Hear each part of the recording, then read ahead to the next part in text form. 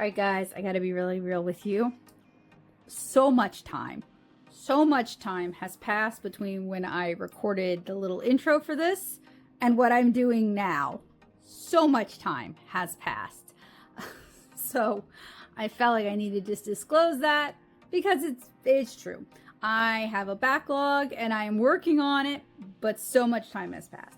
So we already talked about how these are the Gucci, well, the Paul Rubens Gucci Classical Artist, Classical Art Watercolors, Great Unique Culture, Art Identify. And that is basically what the box is. The back of the box has paulrubensart.com and a couple of QR codes. This was, I think, purchased from Amazon a while back, waiting for me like a little treasure, but I've been busy with commissions and other such work, so it's been a while, but I wouldn't call it a free day, but I have time where I can get going on this, so that's what I'm going to do. So if you are new here, hi, I'm Becca Hilburn. I am a watercolor comic artist, illustrator, and art teacher. I teach on and off YouTube, and I make the watercolor webcomic 7-inch Cara, which I hope you guys will check out over at 7inchcara.com. You can read it as a webcomic, so free if you want to check it out. It would really mean a lot to me. And I review watercolors partially for fun. I enjoy doing it. I am a nosy person and I like to know how things handle, but also because for years when I was working on when I was first working on 7-inch Cara and when I was first tabling at shows, people would ask me questions about watercolor. They would ask me about what brands I use and what I recommend, and I wanted to be able to answer those questions. So, like, part of it is nosy, part of it is fun, and part of it is I just genuinely like helping people. And I have reviewed a lot of Paul Rubens here on the channel over the years. They are a Chinese watercolor manufacturer that I rather like. And if you're looking, they're not quite budget. That's not really where I would classify them. They're professional grade, but because they are newer in the Western market, they tend to be more affordable than some of the more established Western brands. They can be a good option for somebody who wants quality watercolors, but doesn't want to pay an arm and a leg. I have absolutely no affiliation whatsoever with Paul Rubens. This was purchased using funds from Patreon. Now, this box has a nice cardboard slip case, which I will hold on to. And then we have this really pretty cardboard box, nice heavy duty cardboard presentation box. So this is already in maybe what I would call gift packaging. And it says Chinese painting, pigments, Gucci classical art. I have been impressed with the urgency of doing. Knowing is not enough, we must apply. Being willing is not enough, we must do. Ready for the reveal?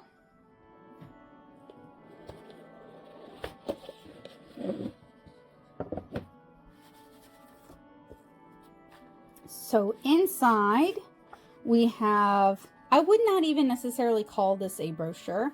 This is a much more limited selection of colors. I am getting a really strong smell that is, I find, typical with Chinese watercolors. And what I mean by that is traditional Chinese watercolors. So I believe this is their traditional Chinese watercolor line. Now, I have great admiration for Chinese watercolor. I think it's really beautiful. I have several books on the topic. I love watching YouTube videos about it.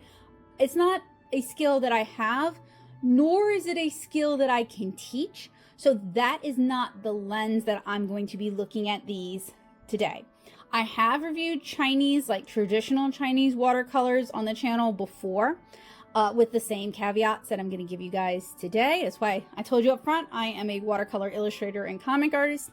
We may have different skill sets. We may have different needs. Me liking or disliking something is not a reflection on you liking or disliking something. Hopefully these reviews just help people spend their money on things that they will enjoy, that will bring them great pleasure when using them, and will help them make the kind of art that they want to make. Now, am I going to use this the incorrect way and do what I want? Yes, because that is me. But, you know, take some of that with a grain of salt. If you're interested in Chinese watercolor, I have talked extensively about Marie's professional watercolors, and I have done like a Western style watercolor illustration. And when I say Western style, I'm just gonna go ahead and break this down for you guys. So first off, I mean, no disrespect whatsoever. I know that there are Chinese artists who paint in many, many layers. There are Japanese artists who paint in many, many layers. I am heavily inspired by anime and manga art, so like, I get that. When I'm saying Chinese watercolor, I literally mean the traditional Chinese way of doing watercolor. I mean with limited color selection, limited color mixing beforehand, mixing it on the brush with limited layers without the intention of removing things, leaning heavily on what the paper will do to change the properties of how the paints look. That's what I'm talking about. Other than that, I don't really mean anything else by it. When I say Western style, I literally am just talking about a lot of layers, a lot of wet into wet, mixing colors beforehand to get the colors that you want, glazing, lifting things up, reworking things, working on a cotton rag paper, that sort of thing. That's really all I mean by those distinctions. And I'm going to make it clear because Chinese watercolor is a wonderful art and it is a beautiful art, and I would love for it to see the recognition that it deserves. I would love for more museums to feature Eastern art and give respect to Eastern artists. It's intensely disappointing to me that many seem to ignore that tradition. So I don't want to dilute the water or cause confusion because these are, I believe, traditional Chinese style watercolors. But that's not how I'm going to be using them, and that is not where I'm coming from with that. That said, let us revisit the brochure that they've included. We are also going to have to revisit the Amazon listing. This is written entirely in Chinese, which unfortunately I cannot read, and I am trying to move away from using Google Translate in my videos out of solidarity for translators, so I am going to rely on what Amazon has to say about these. Now, ooh, we've already got a bit of a problem. This one has started to expand and possibly started to leak. That is a problem I have noticed with Chinese style watercolors in the past. Many of my Marie's tubes have done the same thing. These were stored in a climate controlled environment. They're in my studio. I'm in my studio every day. I live in Southeast Louisiana. We got the AC on. These were not like left out in a shed. But these are not something you're going to want to just have and not use, I would assume. These are Chinese painting pigments, 12 milliliters. They do say classical art on the front. And I assume this is their light fastness information. And these are manufactured by Shanghai Alwyn Art Materials Co. Limited. Now, I've talked about Paul Rubens a lot on the channel, so I'm not going to rehash all that here. I will link it in the description if you guys are curious. My videos tend to run kind of long, so if you're nosy like I am, check the description for relevant links. This is a little sidebar here while I try to figure this out. I don't know where I got these from. They're not showing up in my Amazon history. They're not showing up in my AliExpress history. And those are the two places that I would have bought these from. At this point, okay, fine. I'm just trying to pull up a English listing of these paints in general so that we can talk about them a little bit more. And I'm having trouble finding them. So I can't find them on Amazon. I'm trying to find them on AliExpress. This may be a discontinued product, and I think I only got it last year, or it may have been sent to me by mistake. As happened with some of the other Paul Rubens that I've reviewed, they sent me they just sent me the wrong palette rather than the one that I had ordered. So I'm gonna keep digging and try to get to the bottom of it, but this is weird because if I were buying Paul Rubens, those are the two sources where I would typically be able to find Paul Rubens. All right, let's try to find these by going to the source. This is the Paul Rubens website, lbsarts.com/English. Let's head over to products and try watercolor. So they have a good amount of options here. And we're definitely looking for like Chinese watercolor, right? So let's try this one. Chinese painting pigments of. I know they also sell their pigments, or I've seen them around. See, this is like, in fact, I can see the thing we're talking about today. So we're going to get to that in a second. But, okay, well, I don't know if it's my internet today, because my internet has been really weird, or it is my internet. Okay. It's that kind of day today. The ADHD is really ADHDing. So this is like a really thick watercolor paste style paint. I have no experience with like poster style paints, so not really where I'm going to be at. This is what we're looking at today, the Gucci. So it's, or I may be mispronouncing it, I'm so sorry. It seems like this is a more traditional Chinese watercolor style of watercolor. This is the set we're taking a look at today. It is a 24 color set. There is a gold in this set, and it's definitely more of a traditional color palette. Now, I'm not seeing any written information about it on the site, which is admittedly a little bit frustrating. I'm gonna grab the link so I can share it with you guys. So this is their section on what they call material knowledge. A lot of sites would call this like their blog. It's oil. What is that? Artist versus college grade. I guess they chose that as a familiar price point for a lot of us.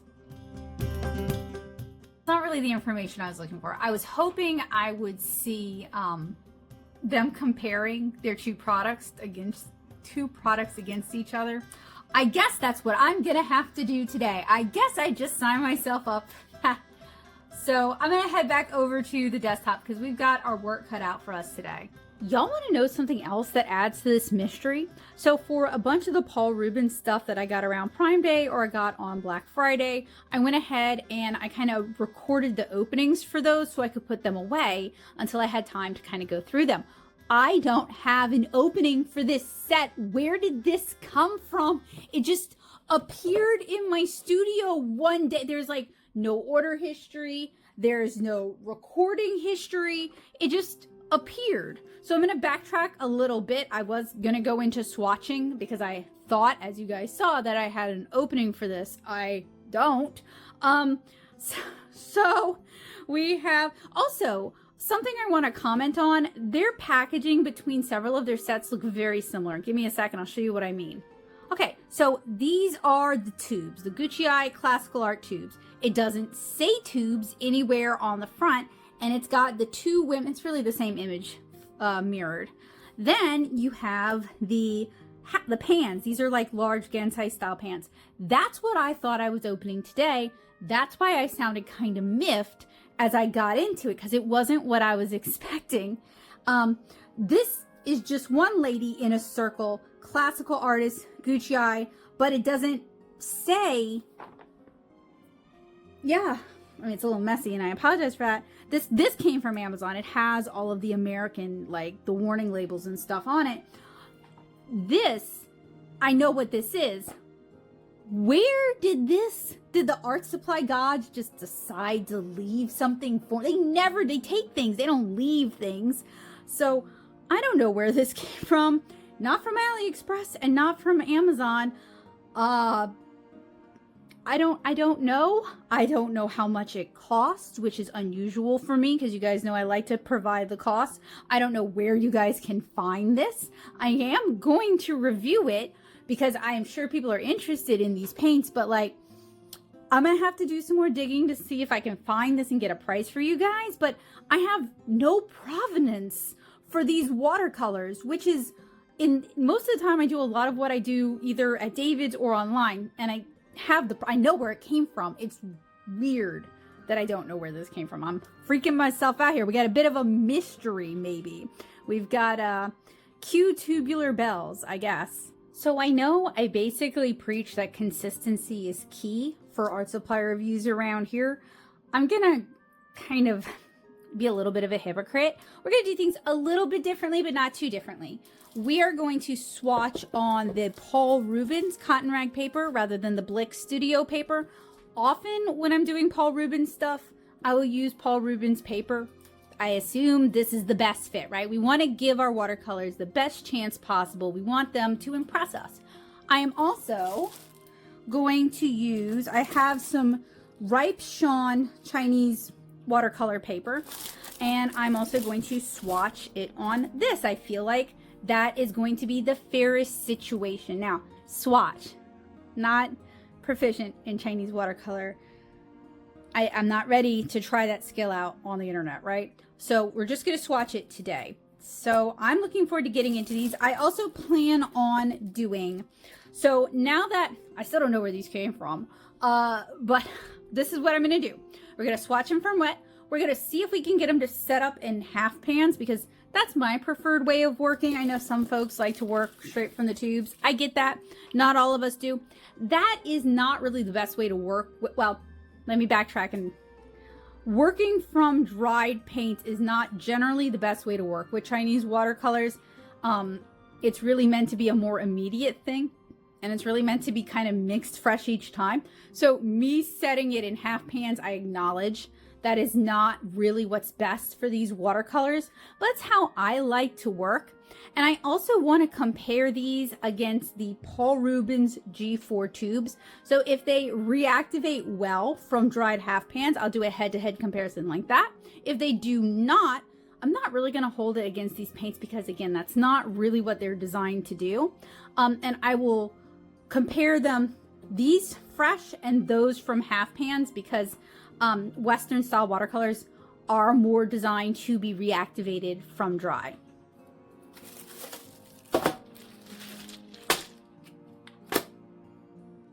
So the first thing I'm going to do is I am going to pot these into half pans. So I have just inexpensive tins that I got from Amazon. You can reuse old pencil tins as palettes if you want.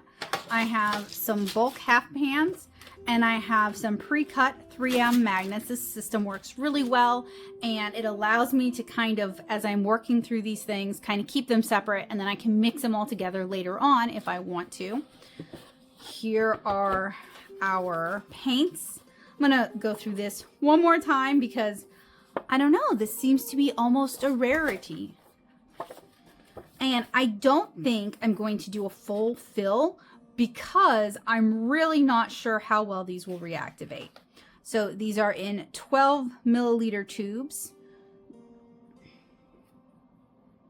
They're fairly easy to twist off. They're not ointment tubes. The paint is right there. And it does have a fairly strong smell. So if you are sensitive to smells, these are probably not going to be the paints for you. If anyone wants to generously provide a translation of the paints in the comments below, it would be appreciated. But as I mentioned, I'm trying to move away from Google Translate. Dang, this is the best time. Mystery paints. It's the best time to make that decision. I am well aware of that. So smart. But you know, you got to draw a line and start living by that line at some point, right? So I'm just going to work on putting paint into these. What I expect to see as these dry out, what I saw with the Maries is they got really, really, really dry and really cracky. And as time progressed, they did not reactivate as well. So that's why I'm going to do kind of a scant pour in each of these pans. So something else to talk about is that traditional Chinese watercolors, I don't know what the binders on these are, but traditional Chinese, Japanese, and Korean watercolors use an animal hide glue or a gelatin glue. I happen to have a Korean version of this with the Shinhan painting glue. In fact, we did actually talk about the Shinhan, I don't remember exactly what they called it. I'm so sorry, Shinhan. They're more traditional Korean colors. That's it. They're Korean color palette, and I really enjoyed that. And then at NAMTA, I found that they're coming out with kits that will actually teach you how to use those paints in the more traditional style. And I think that's really cool. I would love to see that done from Chinese manufacturers for traditional Chinese watercolor as well. There's some American manufacturers that are doing things like that. In fact, I have a kit behind me that I've had for years.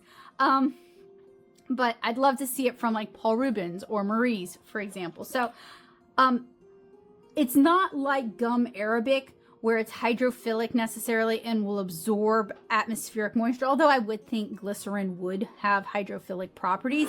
It's more like you're gluing your binder is the glue that holds your pigments to the paper, right? Whether it's Aquazol, it's gum arabic, or it's an animal hide glue, it's still gluing your paints to the paper. But Aquazol and gum arabic are designed to kind of reactivate, kind of reabsorb moisture. You can lift it, right? You can layer it to an extent. You can even wash your watercolors off a high quality cotton rag if you desire to do that. With Chinese watercolors, it's not designed the same way at all. Chinese watercolor, depending on the paper, it's designed for you to paint on both sides and utilize like under the paper techniques to achieve certain effects and over the paper techniques to achieve certain effects. It's really cool. I really wish I had classes accessible, like I could physically go to and take them, because it's a really cool medium, and it's one that I am not really equipped to really talk to you guys about, because I've just read about it and been a nerd about it. I don't have any experience with it. So I don't necessarily 100% expect these to reactivate. However, they are sold by Paul Rubens, so there may have been some concessions made to their other markets. I don't know. That's what we hope to find out today.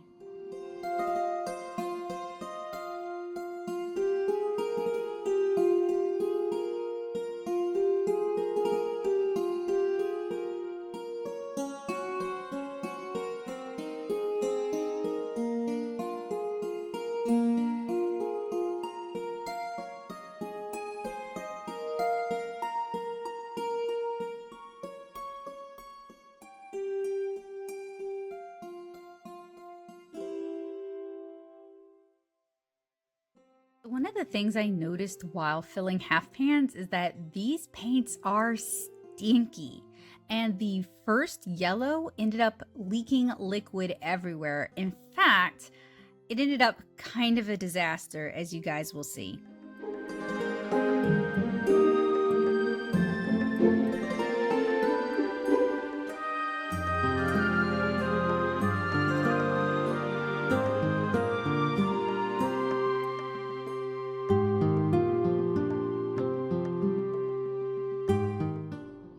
Y'all ever read Alexander and the No Good, Terrible, Horrible, Very Bad Day? Editing Becca will correct for the title. I'm sure I got it wrong.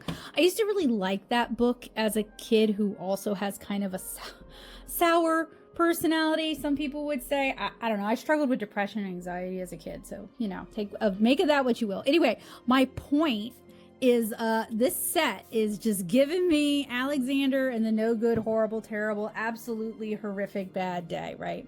Like that orange just went everywhere. It seems like a lot of these tubes have had a chemical reaction while they sat in my climate controlled home. I imagine if they were kept in a not climate controlled warehouse, it would be a similar problem.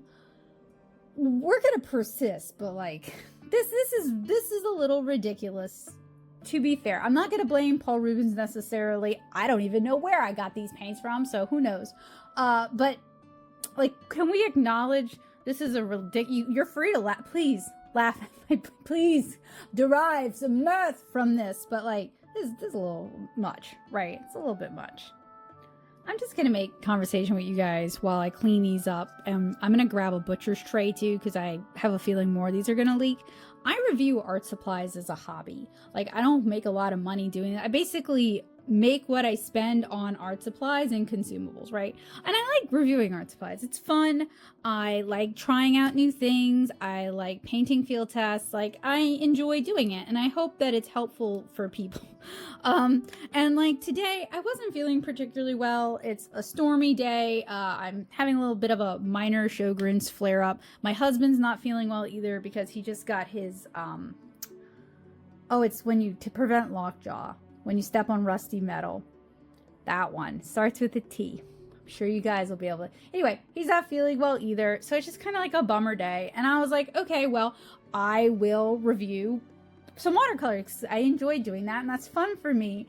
And it's just been a comedy of errors. And, you know, that's that's just sometimes reviewing art supplies. Sometimes it's a challenge of your patience and of your will to review those watercolors. I guess this is the lesson. If you have watercolors that mysteriously show up in your studio, they may not be a gift from the watercolor or art supply gods. They might be a curse from the art supply gods. I'm just something to think about. I'm gonna do this while talking to y'all. Let's see. Also, I do want to be kind of careful because, like, I don't know what's in these paints, and I do have pets. So, like, I've been trying to, like, clean up after myself and wash my hands pretty regularly. Oh, there's been a lot of separation. This one was under a lot of pressure, and we've lost, like, a lot of the paint. And I tried to knead it beforehand. So honestly, this is probably not a very fair look at these. Not that I'm not being as fair as I can be, but just like the conditions of these paints, the questionable provenance. I'm sure I bought them. They just showed up though. Oh, this one's sticky. That's not a good sign. I feel like, you know, if maybe these were pulled off the market. Oh, this is glued itself shut. Oh man. Okay, I'm gonna have to get some assistance. I really thought like this was gonna be an easy win today. Not necessarily a win for Paul Rubens, but like a win for me. I've been working on a lot of like watercolor stuff that I can't share with anybody. Oh my gosh. I just washed my hands again, and I can't get this open.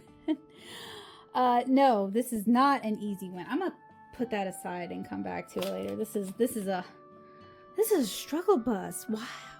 Why are all of these like busted, punctured? Ooh, that one made a delightful hissing sound. I don't know about nice on that one. All of these are like, look at that, really watery and separated. I am just not, it's bubbling and foaming. I don't know, y'all. Like, I don't think this is how they're supposed to be. I'll just say that. I wonder what happened to these watercolors, to these paints in their life to make them like this. Feel free to speculate. I mean, look, if I had kept them in my garage, if they'd lived in a shed, if we'd had a hurricane like we did in Norco and we'd lost power and we lost climate control and the house got to be 115 again, if these were kept in like a humid environment where the metal might have oxidized and rusted, like I could get all that, but maybe these were a test sent by the art supply gods to decide if I am worthy. I'll try to be worthy, okay? Like I'm trying here. And I'm also trying to stay. That's why I decided to just talk to you guys about it, because I'm getting a lot of frustration. And, you know, maybe the best way to deal with that is just to, like, make jokes and talk to... Ooh, why are these all... Like, some of these are pretty good.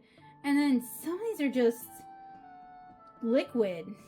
I was going to do scant fills, but it's really hard to tell where the liquid level is with these. You know, I could understand if this was a product that Paul Rubens rolled out and then they had so many quality control issues that they walked it back, because they have a Gucci, they have the metallic set as well, and we're going to talk about that, but they also have like a pan set of these that now I really want to get a hold of, and I will probably order these on AliExpress, and because I'm not seeing them on Amazon. I checked there first, and like I know some folks are kind of bothered that I sometimes still use AliExpress and Amazon. If my local brick and mortar carried these, I would buy it from them, right? If St. Louis Art Supply carried these, I would buy it from them. If Blick carried these, I would buy it from them. Oh, these are all like, this is like almost completely dried up. What? Oh, okay, there we go. All right. What? Why? What is wrong with these? What happened to you? But like generally, when I can buy stuff from other sources, I try to support local first. Oh, did you guys see that? It just exploded everywhere. I was at Moe's Art Supply in Baton Rouge the other day. They've moved to a new, I was looking for Strathmore 9x12 sketchbooks and they had none. So then I went to Lefebvre Art Supply in Homa and they had one Canton top bound, so I bought that. But like, I do support my local art supply stores quite a bit, as much as I can. But like, most of them do carry, for the most part, national brands that, you know, and I get those national brands from them.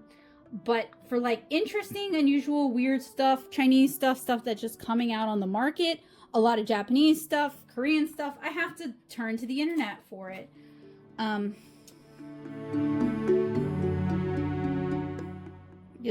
like, if St. Louis Art Supply carries it, I will get it from them.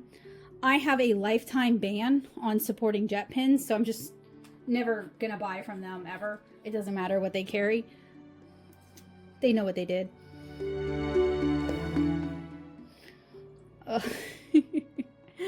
don't know what's up with these. I can see why they are probably no longer on the market. I can see why they're not on Amazon and AliExpress. I assume Paul Rubens is not selling these in this format anymore. Ooh, this is another one where the cap is just stuck. I 100% support that decision after dealing with these. Oh, hang on a sec. I gotta figure this out. There we go. There's my rubber band.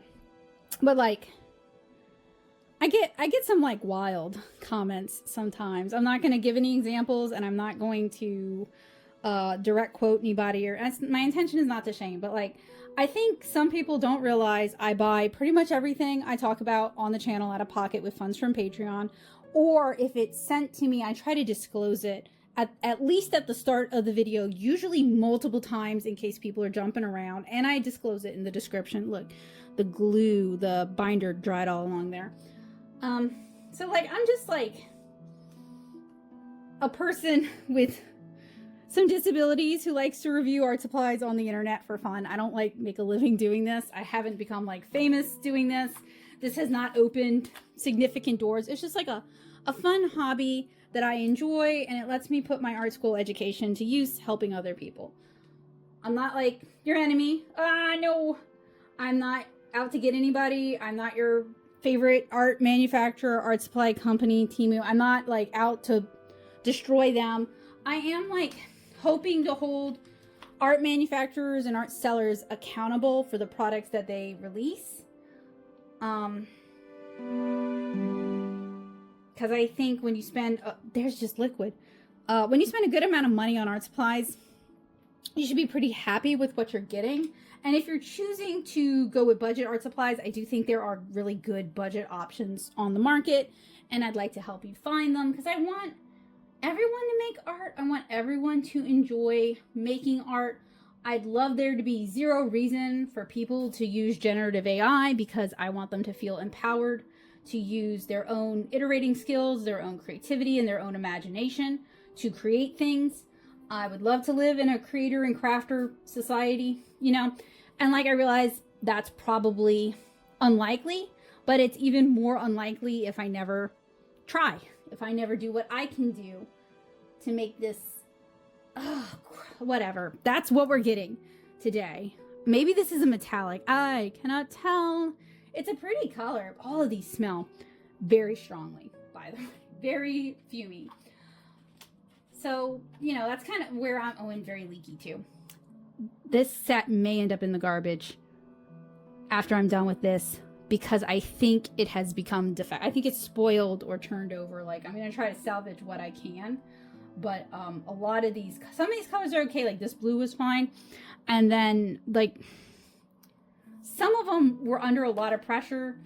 I'm just a little worried about this set. And I wouldn't want to pass it along to another artist unknowing, right? Like if I have a friend who's like, oh yeah, I saw your review, it looks awful, send it my way, then yeah, I'll send it to them because maybe I'll consider sending it to them. Like I don't want to send it to a kid so they can get poisoned, but you know, an adult who knows what they're getting into, maybe so.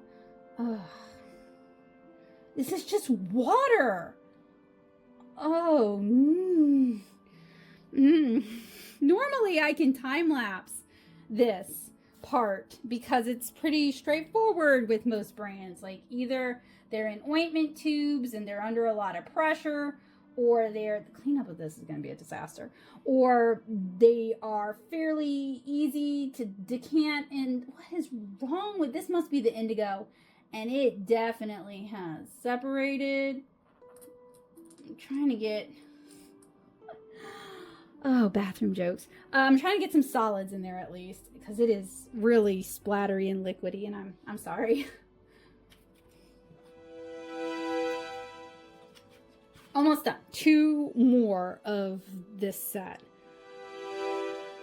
And then I'm going to clean the table off because I don't want to leave a bunch of like wet paint all over the place. And then this is either silver or gold over here. And this, oh no. Oh no. Oh no. Oh no. It's leaking. It is very sticky. It is definitely pressurized.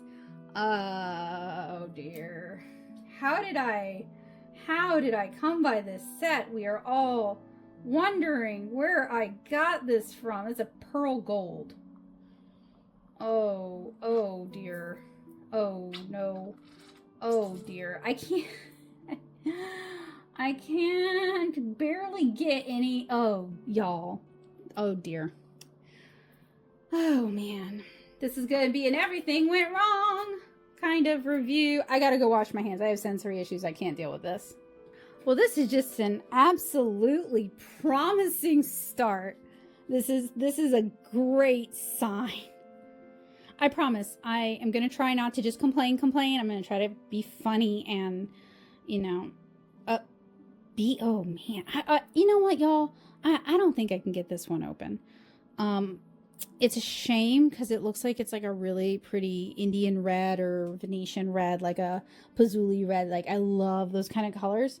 Maybe even, well, that would be more like a cinnabar. Those two, well, cinnabar, vermilion. This is like a red ochre, and it's a shame because I really like this color, and I just can't get it open. I think I might go soak it in hot water because when I washed my hands, the sticky turned slippery really quickly and it came off very easily. So I might actually, if I soak it in hot water, be able to get it out. These little dessert pots from Costco are really, really good actually they're not good for much, but they're really good for soaking watercolor tubes in hot water. All right, so it is sat for a couple minutes. I do have one of those golden paint tube openers. I just don't know where it is. I didn't want this thing to get too hot. Oh, it is very hot. Ha! I got it. Okay. And the thing is, I didn't put boiling water. We have a water dispenser for like tea heat water, if that makes sense, and cold water. So I did it at tea setting. Oh yeah. the coup de grace, the finishing touch. It sums up my feelings so beautifully. All right, I'm gonna clean up this mess. And I am going to, this is my thumbnail right here, right? I'm going to start swatching these. So I work on a white Teflon work surface. I actually have a glass desk. And I go with white Teflon, even though it causes a moire effect on camera sometimes, because it is very easy to clean up. Also, as you guys can see, you can reactivate paint, alcohol markers, stuff like that. You can also use it for like fun printmaking kind of techniques. But I was wondering how much this was going to stain. I was afraid it was going to be pretty bad. But actually, it's not too bad. You guys can see, though, it does get a lot of wear and tear. See, there's a method behind my madness. Areas where the Teflon have gotten nicked, it did absorb some of the paint and some of the water. So, you know, not perfect, but pretty easy to clean. We're going to start out by swatching on Paul Rubens 100% cotton rag paper. This is their cold press paper. I've reviewed a few watercolors on this paper before, and I believe I have reviewed plenty of Paul Rubens papers in the past. I have already done some lines on it so we can test opacity. I'm hoping to only take up a couple of them today. And then we'll let these dry and maybe re-swatch it. Maybe I'm being too ambitious. I don't know. A lot of these are very liquidy. I'm just gonna roll with it. I'm sorry if it like is bothering. It would bother me, okay? It's bothering me, but I apologize to me and to you. We're gonna do it anyway because I'm worried that if I let it dry out more, these will harden, and I have no idea how these are. I don't even feel like this is like a real, like you should, if you were to have bought these watercolors new and swatched them that week, if this was a reflection of how they would perform. That said, you know, art supplies are meant to last longer than a year, and I think I bought these less than a year ago, and so we're gonna treat this like a endurance test, I guess. I'm also gonna point out I'm giving these the benefit of the doubt in a way that I don't give every brand the benefit of the doubt. Like, I'm aware of that, and it's because I have reviewed a bunch of Paul Rubens products. I like most of them. I am not always super impressed by Paul Rubens. Like, they're not always a knock out of the park for me. Like, I wasn't that impressed by the G4, the new and revised watercolor tubes. I didn't think they were that different from the older ones, and thus not worth buying if you already own the older set. So like, you know, I am giving them the benefit of the doubt, but that doesn't mean I'm just gonna like Pollyanna my way through this and be like, oh, but you know, because like at the end of the day, if they're bad, they're bad. And if they've gone off in sitting, then they've gone off in sitting, you know? These swatch very, very, very saturated. And these also still smell very strongly, like they're kind of burning my nose. So if you have sensitivities, these are not the paints for you.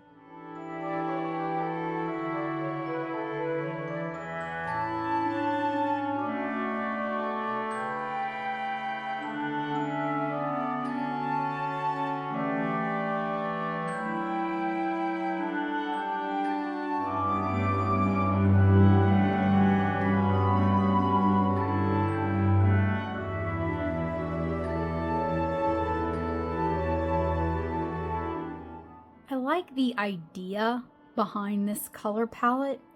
I like some of the color choices, and it does make me want to try out the Gucci in the more like a Gucai style watercolor. I think that's gonna hold up better than this.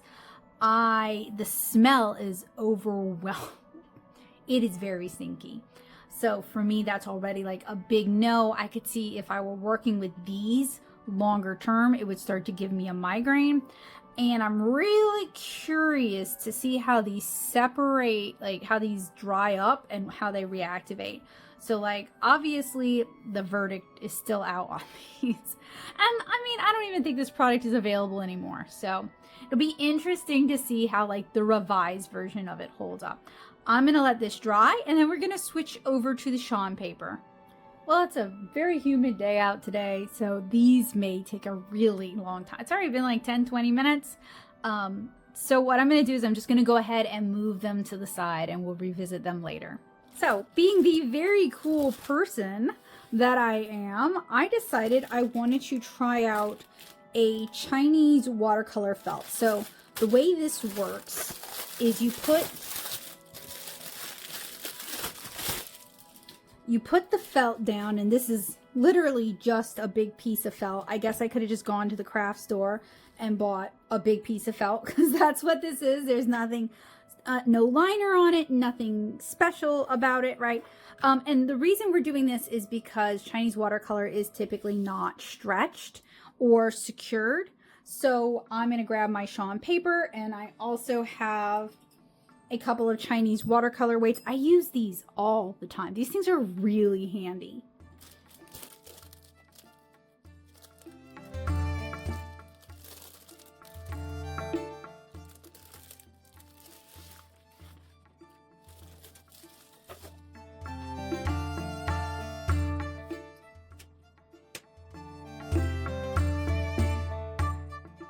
Now I promise, I did not buy this felt just for this review. I would like to try alternative methods of stretching or securing watercolor paper, because sometimes you want to work edge to edge, and I thought this might be preferable to working on my desktop. So, you know, trying new things, learning new things, that's how you grow as an artist and you discover new techniques. I really wish these had held up better because I think I would have really liked them. On the Ripe Xuan, it's easier to see how the paints are kind of falling apart. There's a weird streakiness and patchiness, and the cotton rag kind of helped to hide that. But I also did make much smaller swatches on the cotton rag, so it might be there if I just used them more. I can see why Paul Rubens probably decided to stop manufacturing these.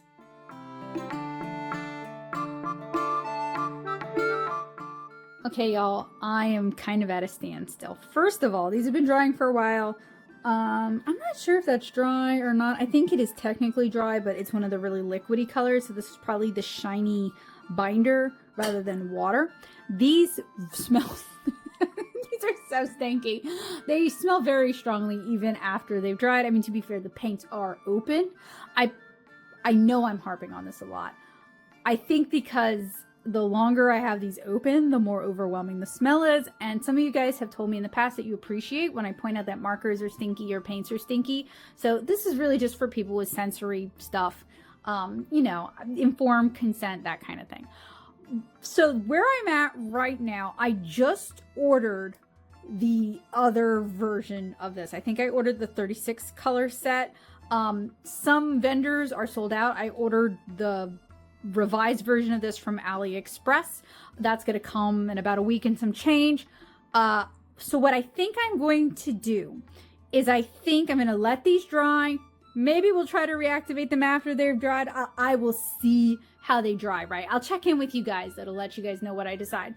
I think I am going to comparative swatch the new version against these, and literally I probably just mean pulling out these papers. I don't know if I want to re-swatch these again. It depends on how these dry, right? And so all of like the comparisons and talking points that I wanted to do if these had been in good condition, if they had been like a reviewable product, let's just say that. I think they have degraded so much over time that I don't really feel right about treating this like a review. And it seems like Paul Rubens has, for the most part, pulled this from the market, although their site didn't have the new version of it.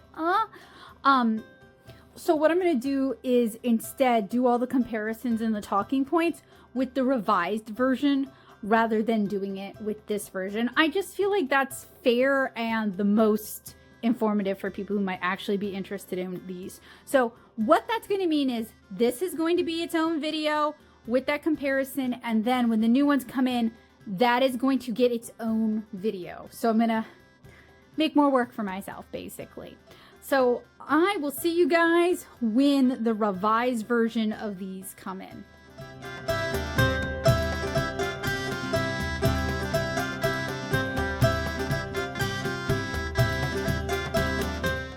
It has been a while since I set this aside.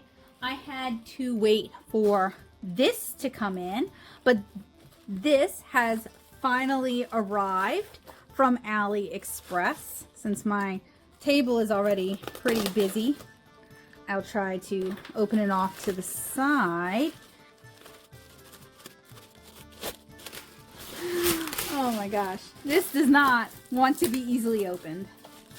And inside of this, I thought it would just slip out. No, nothing is ever that easy.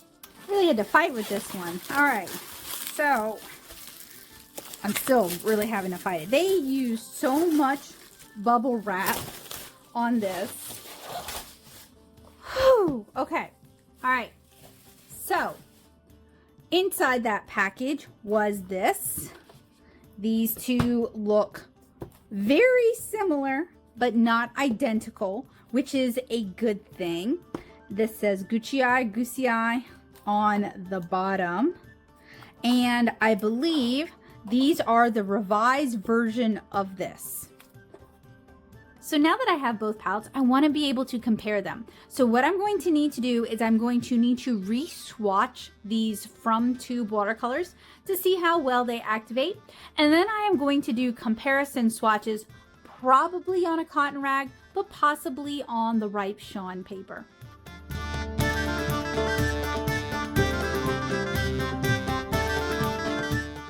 I found that after a really extended dry period, these do handle better than the initial while still wet swatches. I was surprised at how easy these reactivated and how much better they handled after drying. I really kind of thought these would just be permanently dead and of no use to anyone. I can see why they switched to the pan formulation. These still aren't dry and they may take a while to dry, but I wanted to comment that I'm really surprised at how well these reactivated and re-swatched, especially considering how much trouble I had with them regarding the tubes. So a couple of the colors shifted a bit and separated strangely as they dried out, but not too badly, and I feel like the colors are easier to handle now that they're dry.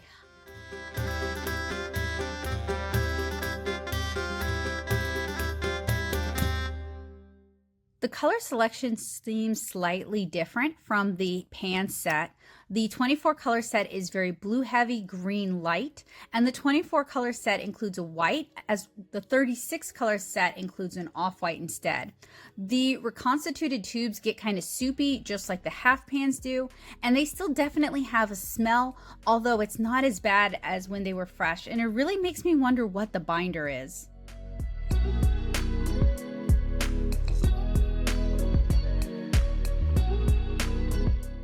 Having an additional 12 colors gives Paul Rubens a lot more flexibility. There aren't necessarily as many blues, but I think it's a better range and there's a lot more greens. Unfortunately though, some of them are really similar. The neutrals are better in this set. And in general, it seems like pans were the smart move from Paul Rubens.